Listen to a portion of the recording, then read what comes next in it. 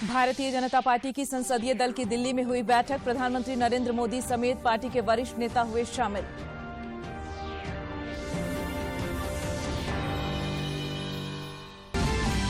झारखंड विधानसभा के बजट सत्र का आज 12वां दिन। राज्य में गिरते कानून व्यवस्था समेत अन्य मुद्दों को लेकर विपक्षी सदस्यों ने किया प्रदर्शन।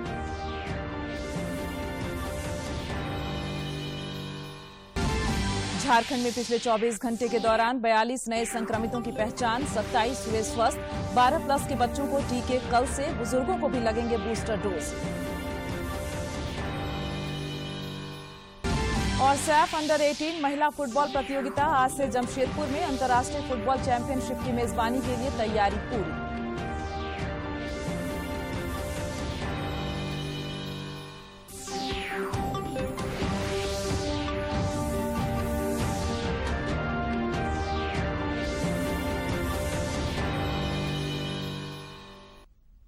नमस्कार, खबरें झारखंड में आपका स्वागत है। मैं हूं प्रियंका और समाचारों में आगे बढ़ने से पहले ये संदेश।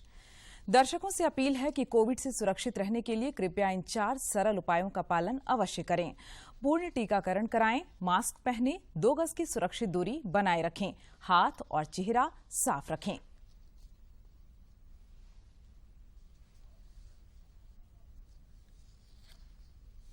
और अब समाचार विस्तार से।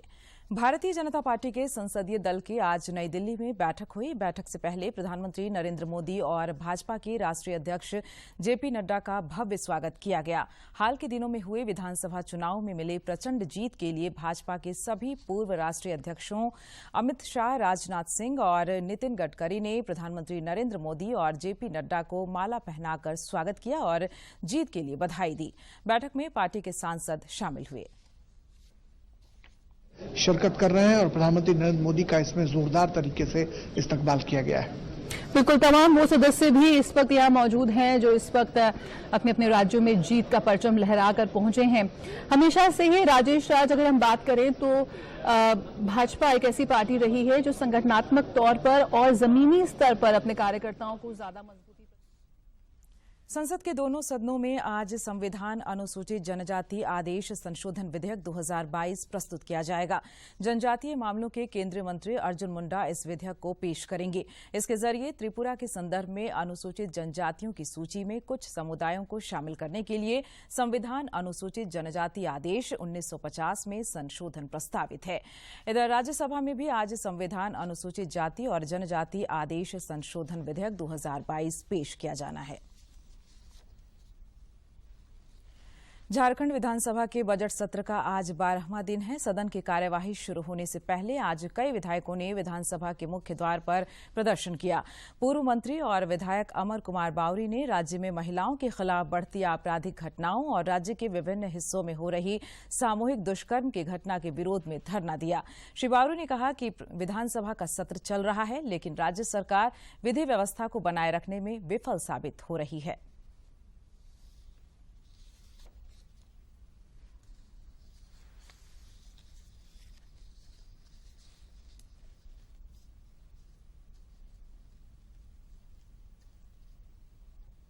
हम लोग गुमला अगल देख रहे हैं कि किस तरह दुष्कर्म की घटनाएं घटित हो रही है पूरे झारखंड में। हर दिन इस तरह की घटनाएं आ रही है और सरकार यहाँ पर है बैठी हुई, सदन चल रहा है। सदन चलते सदन में भी जो लॉ एंड ऑर्डर है वो कंट्रोल नहीं हो पा। इधर आजसू पार्टी के विधायक लंबोदर महतो ने राज्य में 1932 को आधार बनाकर स्थानीय नीति घोषित करने की मांग को लेकर विधानसभा परिसर में प्रदर्शन किया। उन्होंने पत्रकारों से बातचीत में कहा कि राज्य सरकार के बने 26 महीने बीत गए, लेकिन अभी तक स्थानीय नीति घोषित नहीं हुआ है।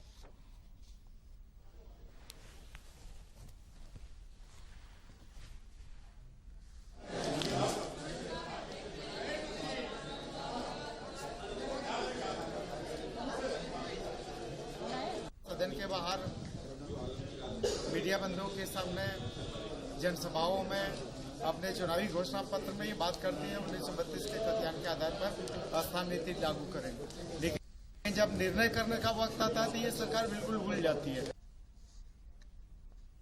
इधर मंत्री सत्यानंद भोक्ता ने विधानसभा में पत्रकारों से बातचीत में कहा कि विपक्षी सदस्य पहले जल्द से जल्द पंचायत चुनाव कराने की मांग कर रहे थे और अब जब सरकार चुनाव कराने की तैयारी में है तो आरक्षण के मुद्दे को लेकर पंचायत चुनाव को बाधित करने का प्रयास कर रहे हैं। और अभी जो मुद्दा आ रहा है स्थानीय नीति, अभी तो एक पॉइंट है, इसको भी राज्य सरकार करेगी। माननीय मुख्यमंत्री का पूरा ऐसा संज्ञान में लिए हुए हैं, कभी भी हो सकता है। फिर इसके बाद जो नया मुद्दा आएगा सब देखते ध्यान में रखना कि वो करेंगे। पहले हुआ था कि पंचायत चुनाव नहीं हो रहा है, सरकार नहीं करा रही है, आंदोलन करेंगे, धरना देंगे। अब सरकार पंचायत चुनाव कराने के लिए तैयार है। विधायक बंधु तिर्की ने भी विपक्षी सदस्यों पर सदन को बाधित करने का आरोप लगाया। उन्होंने कहा कि विपक्ष को सरकार को जनहित के मुद्दों पर आईना दिखाने का काम करना चाहिए। आईना दिखाएं, बताएं इन चीजों को, करें। ऐसे नहीं कि मुख्यमंत्री सरकार इस पर चीजों को समझती है, अगर बातों को रखते हैं तो सरकार मुख्यमंत्री प्रश्नकाल में देखे होंगे जो नीतिगत मामला नहीं है उनके द्वारा लाया जाता है, तभी माननीय मुख्यमंत्री जवाब दे रहे हैं। देश में पिछले 24 घंटों के दौरान कोरोना के 2,568 नए मामले सामने आए, जबकि इस अवधि में 4,722 लोगों ने कोरोना को हराकर जिंदगी की जंग जीती। केंद्रीय स्वास्थ्य मंत्रालय के अनुसार देश में कोविड के 33,317 सक्रिय मामले हैं। इधर झारखंड में पिछले 24 घंटे के दौरान कोविड के 27 नए मरीजों की पहचान की गई है। इस अवधि में 42 संक्रमितों ने कोविड को मात देने में सफलता हासिल की है। स्वास्थ्य विभाग की ओर से जारी आंकड़ों के अनुसार कोविड के 200 मामले सक्रिय हैं। इस बीच राष्ट्रव्यापी टीकाकरण अभियान की तेज गति से आगे बढ़ रहा है और नित नए कीर्तिमान गढ़े जा रहे हैं। देश में अब तक 1 अरब 80 करोड़ 40 लाख से अधिक वैक्सीन लगाए गए हैं।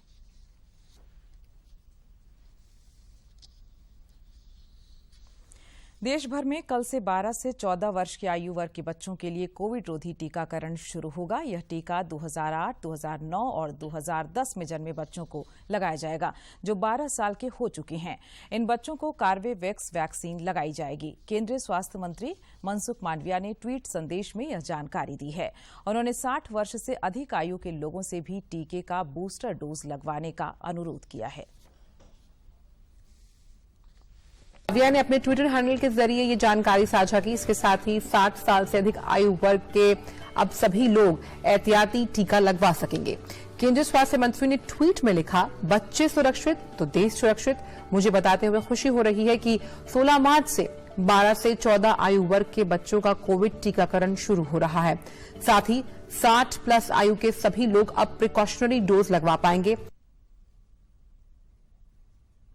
गिरिडीह जिले की ताराटांड़ पुलिस ने बिजली विभाग के कर्मी से रुपए लूटने वाले अपराधियों को गिरफ्तार कर लिया।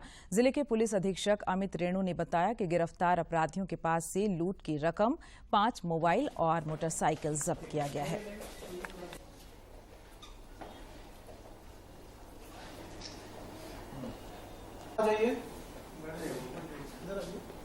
थाना प्रभारी आइए, सभी आइए जो थाना क्षेत्र अंतर्गत ग्राम फुलची में राजस्व वसूली के लिए बिजली विभाग के द्वारा कैंप लगाया गया था, जहां पे कुछ अपराध कर्मियों के द्वारा लूट की घटना को अंजाम दिया गया था। ये घटना करीबन 2 बजे दिन में हुआ था। इसमें करीबन 63,110 रुपए की लूट की घटना बताई गई थी, जिस संदर्भ में ताराटांड़ थाना कांड संख्या 9/22 धारा 392 दर्ज किया गया था अज्ञात अपराध कर्मियों के विरुद्ध। इसमें एक टीम को गठित कर, चूंकि ये मामला बिजली विभाग से संबंधित और राजस्व वसूली से संबंधित है, इसको गहनतापूर्वक अनुसंधान करने हेतु एक टीम की गठन की गई थी। सैफ अंडर-18 महिला फुटबॉल प्रतियोगिता आज से जमशेदपुर में शुरू हो रही है। 15 से 25 मार्च तक चलने वाली अंतर्राष्ट्रीय फुटबॉल चैंपियनशिप की मेजबानी के लिए झारखंड ने पूरी तैयारी कर ली है। प्रतियोगिता में भारत के साथ नेपाल और बांग्लादेश के खिलाड़ी भाग लेंगे। राज्य सरकार, राष्ट्रीय फुटबॉल फेडरेशन और टाटा स्टील के संयुक्त तत्वाधान में प्रतियोगिता आयोजित होगी। प्रतियोगिता के सभी मैच में लोगों के लिए निःशुल्क प्रवेश का प्रावधान किया गया है ताकि ज्यादा से ज्यादा लोग मैच देख सकें। बेंगलुरु में भारत ने दूसरे क्रिकेट टेस्ट मैच में श्रीलंका को 238 रन से हरा दिया है। इसके साथ ही भारत ने 2 टेस्ट मैचों की श्रृंखला 2-0 से जीत ली है। का मुंह देखना पड़ा। भारतीय टीम की जीत की नींव तो पहले दिन ही पड़ गई थी। तीसरे दिन सिर्फ उस पर मोहर लगाने का काम हुआ। हालांकि पहले 2 दिन की तुलना में श्रीलंका ने तीसरे दिन अच्छा संघर्ष दिखाया। एक विकेट पर 28 रन से आगे खेलते हुए दूसरे विकेट के लिए श्रीलंकाई कप्तान दिमुथ करुणारत्ने और कुशल मेंडिस के बीच 97 रन की साझेदारी हुई। मेंडिस को 54 के स्कोर पर आर अश्विन ने स्टंप करवाया। इस विकेट के तुरंत बाद एंजेलो मैथ्यूज और धनंजय डिसिल्वा के विकेट भी सामने आ गए। मुसीबत से घिरी लंका की टीम को कप्तान ने टूटने नहीं दिया और 5वें विकेट के लिए निरोशन डिकवेला के साथ 55 रन की एक और साझेदारी कर डाली। पहले सेशन में श्रीलंका की टीम ने 3 विकेट गंवाए लेकिन 123 रन भी बनाए। चाय तक टीम का स्कोर 4 विकेट पर 151 रहा, लेकिन चाय के तुरंत बाद खेल बदल गया और अक्षर पटेल ने अपनी फिरकी में निरोशन डिकवेला को ऋषभ पंत के हाथों 12 पर स्टंप करवाया। इस विकेट के गिरने के बाद श्रीलंका संभल नहीं पाया। हालांकि कप्तान करुणारत्ने ने अपने संघर्ष को शतक में तब्दील किया। करुणारत्ने भारत में टेस्ट में शतक लगाने वाले केवल तीसरे श्रीलंकाई कप्तान बने। श्रीलंकाई कप्तान का विकेट जसप्रीत बुमराह ने लिया। बुमराह ने करुणारत्ने को 107 पर बोल्ड किया। श्रीलंकाई कप्तान के आउट होते ही श्रीलंका की टीम 208 रन पर सिमट गई। इस तरह लंका की टीम को 238 रन से करारी हार का मुंह देखना पड़ा। भारत की ओर से जसप्रीत बुमराह ने दूसरी पारी में 3 जबकि आर अश्विन ने 4 विकेट हासिल किए। गिरिडीह जिले के मोहनपुर के मंझलाडीह में एक फैक्ट्री में कल 4 दीवारें गिरने से 3 मजदूरों की मौत हो गई थी। पुलिस की उपस्थिति में राजनीतिक दलों के नेताओं और मृतकों के आश्रितों के बीच समझौता हुआ, जिसमें मजदूरों को मुआवजा दिया गया।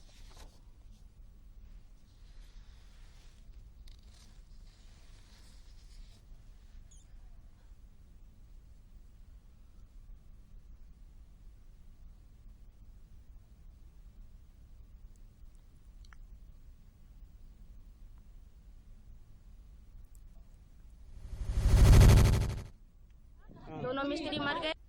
घटनास्थल उसको हम लोगों ने इंस्पेक्शन किया है और इसमें देख रहे हैं कि पता किया जा रहा है कि इसमें किसकी लापरवाही है। इसमें मैं देख रहा हूँ कि दीवार है, उसके पास में ही गड्ढा भी है मामूली, तो उसको जांच हम लोग करेंगे क्या है। भाई जो विधि सम्मत ली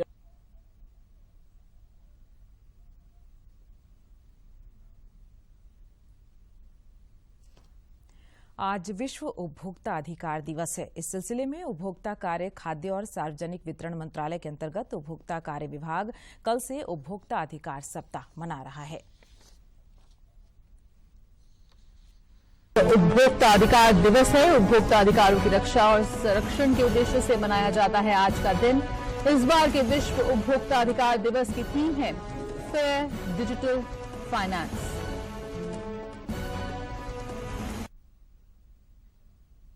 प्रधानमंत्री नरेंद्र मोदी 27 मार्च को सुबह 11 बजे आकाशवाणी पर मन की बात कार्यक्रम में देश विदेश के लोगों से अपने विचार साझा करेंगे।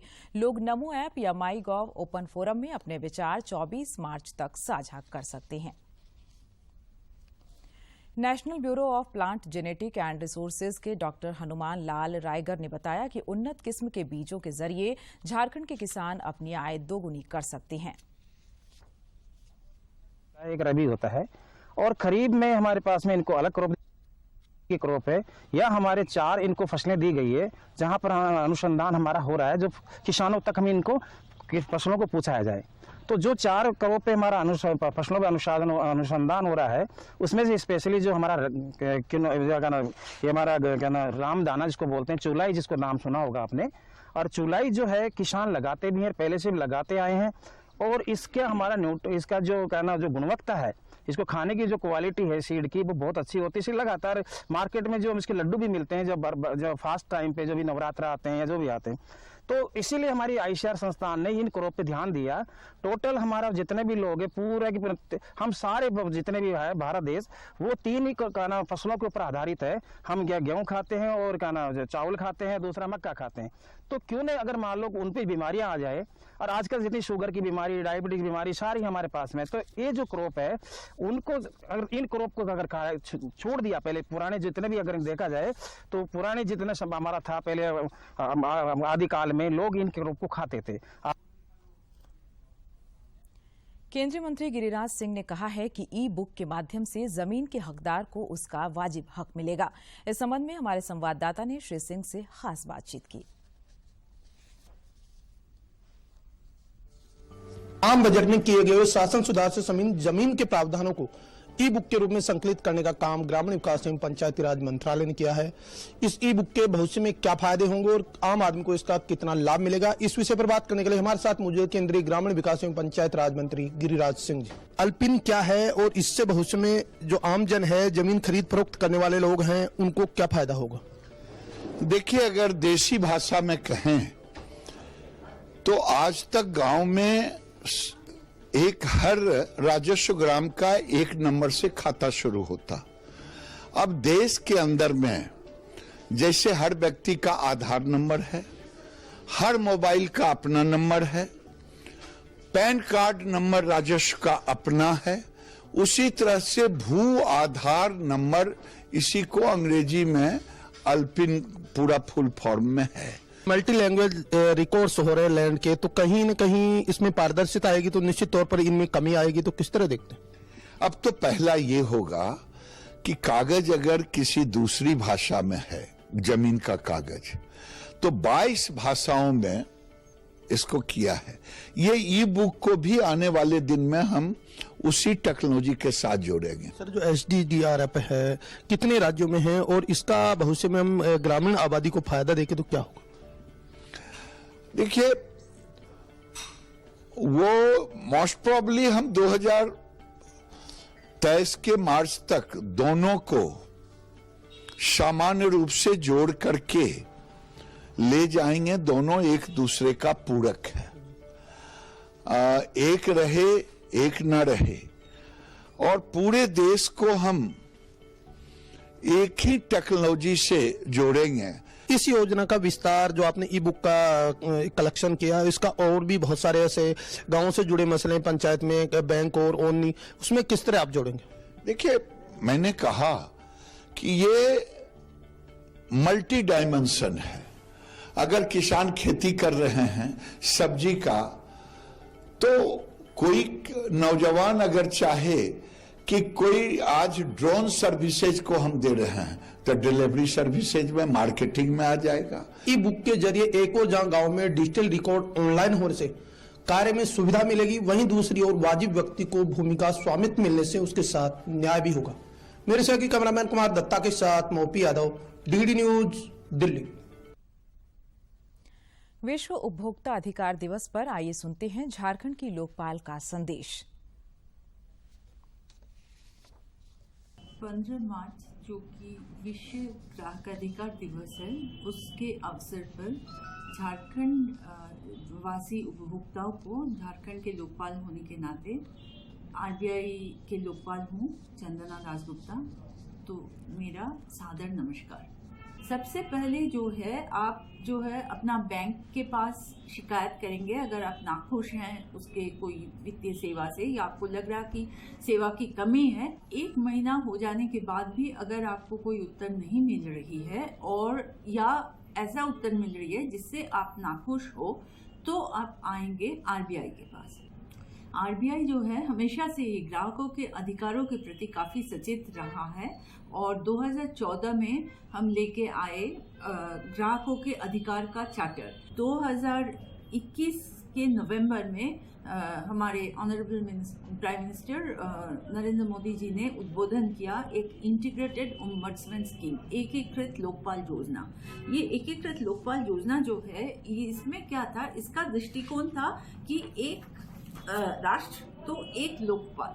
ये लोकपाल योजना जो है ये बिल्कुल निःशुल्क है, यहाँ कोई वकील के सहारे नहीं आना पड़ता है, और जल्द से जल्द जो है हम ग्राहकों के शिकायतों का निपटान करने की कोशिश करते हैं। एक बार बताना चाहूंगी कि आपके पास 4 तरीके से शिकायत दर्ज करने का मौका है। एक है टोल फ्री नंबर 14448, दूसरा है ऑनलाइन पोर्टल https://cms.rbi.org.in, तीसरा है आप ईमेल भेज सकते हो crpc@rbi.org.in, और चौथा जो है वो फिजिकल कंप्लेन आप भेज सकते हो CRPC 4th फ्लोर, भारतीय reserve bank, sector 17, central Vista, Chandigarh. तो जैसे मैंने बताया, ये एकीकृत लोकपाल योजना के अंदर, ये वैकल्पिक शिकायत निवारण तंत्र के अंदर आप हमारे पास हमेशा आ सकते हैं। आजादी के सफर की आज की कड़ी में जानते हैं स्वतंत्रता सेनानी गोविंद राव उत्तरांकर और नारायण देसाई के बारे में।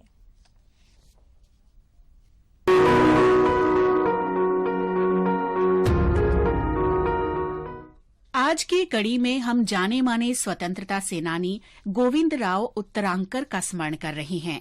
उनका जन्म 15 मार्च 1917 को गुजरात के मेहसाणा में हुआ था।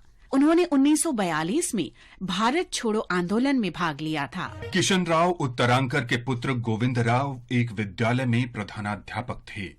25 दिसंबर 1942 को उन्होंने भारत छोड़ो आंदोलन के दौरान विसना नगर की एक रैली में भाग लिया। सहयोगी स्वतंत्रता सेनानी शांताबेन पटेल और उनके पिता संकल चंद पटेल पर गोली चलाने से रोकने के लिए उन्होंने एक पुलिसकर्मी से राइफल छीनने की कोशिश की। इस दौरान पुलिस गोलीबारी में वे गंभीर रूप से घायल हो गए। 20 दिन बाद 15 जनवरी 1943 को उनकी मृत्यु हो गई। इस महान शहीद को हमारा नमन। आज ही हम महान गांधीवादी नारायण देसाई को भी श्रद्धांजलि अर्पित कर रहे हैं, जिनका निधन 2015 में 15 मार्च को हुआ। महात्मा गांधी के निजी सचिव और उनके जीवनी लेखक महादेव देसाई के पुत्र नारायण देसाई का पालन पोषण अहमदाबाद के साबरमती आश्रम और वर्धा के सेवाग्राम आश्रम में हुआ। बचपन से ही गांधी जी के आदर्शों के साथ उनका गहरा जुड़ाव हो गया था। अपने पिता और अन्य आश्रम वासियों से उन्हें गांधीवादी सिद्धांतों का व्यवहारिक प्रशिक्षण मिला।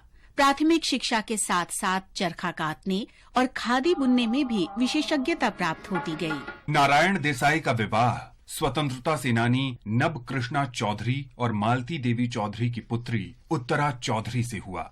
युवा दंपत्ति नई तालीम स्कूल में शिक्षक के रूप में काम करने गुजरात में सूरत से 60 किलोमीटर दूर एक जनजातीय गांव वेदछी चले गए। भूदान आंदोलन के दौरान देसाई विनोबा भावे और जयप्रकाश नारायण के बाद देश के एक प्रभावशाली सर्वोदय नेता के रूप में उभरे। उन्होंने पैदल पूरे गुजरात की यात्रा की। सर्वोदय की अवधारणा को बढ़ावा देने के लिए देसाई ने वेदछी गांव में संपूर्ण क्रांति विद्यालय नाम से एक संस्थान की स्थापना की। अपने पिता को श्रद्धांजलि स्वरूप उन्होंने 4 अध्याय में गुजराती में महात्मा गांधी की जीवनी लिखी। ये उनके पिता का सपना था, जिसे वे 15 अगस्त 1942 को कारागार में अचानक मृत्यु हो जाने के कारण पूरा नहीं कर पाए थे। नारायण देसाई ने गांधीवादी आदर्शों के प्रसार का एक नया तरीका सोचा। महात्मा गांधी के जीवन, दर्शन और मिशन पर आधारित गांधी कथाओं के माध्यम से वे जन जन तक गांधी जी के विचार पहुंचाने लगे।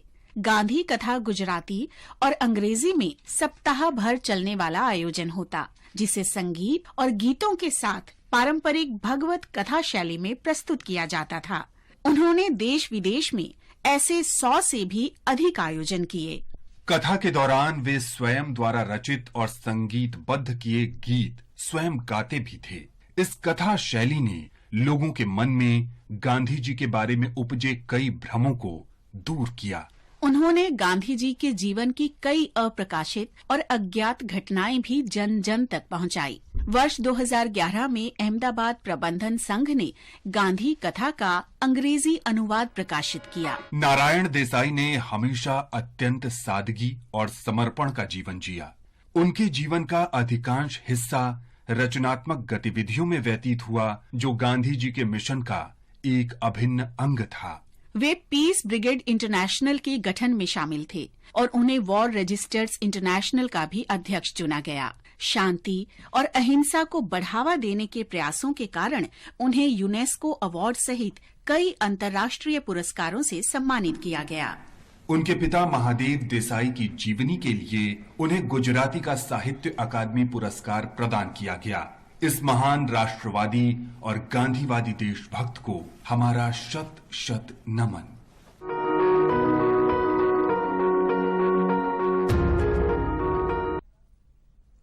और अब अंत में मुख्य समाचार एक बार फिर।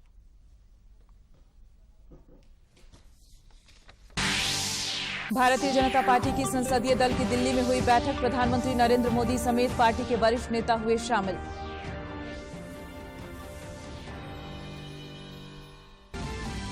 झारखंड विधानसभा के बजट सत्र का आज 12वां दिन। राज्य में गिरती कानून व्यवस्था समेत अन्य मुद्दों को लेकर विपक्षी सदस्यों ने किया प्रदर्शन।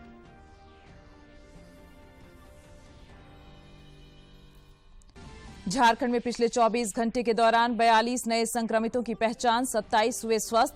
12+ के बच्चों को टीके कल से, बुजुर्गों को भी लगेंगे बूस्टर डोज। और सैफ अंडर 18 महिला फुटबॉल प्रतियोगिता आज से जमशेदपुर में अंतर्राष्ट्रीय फुटबॉल चैंपियनशिप की मेजबानी के लिए तैयारी पूरी।